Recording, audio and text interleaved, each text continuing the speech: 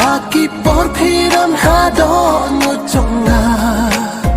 ya phida lele ngang ngang shekla